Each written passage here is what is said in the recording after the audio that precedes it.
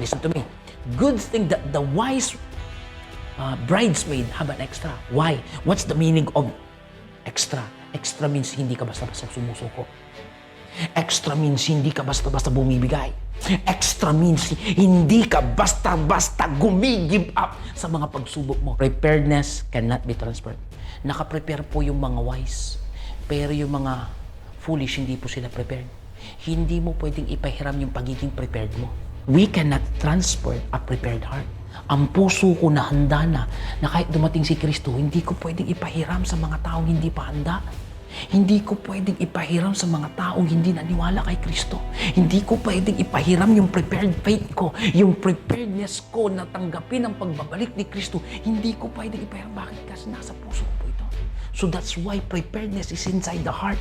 It is not on your action only. It is inside your heart. Naniniwala ka na darating si Kristo muli. You need to have your own very personal relationship with God if you want to become prepared. You cannot borrow my love. You cannot borrow my service to the Lord, my faithfulness to the Lord. You need to stand on your own pagdating ng Judgment Day na pagharap ka sa Diyos. Are you prepared? Or else we will suffer the cost of being unprepared spiritually. The cost of being unprepared is so much that it will cost you eternal separation from God. Choose right now. Choose right now.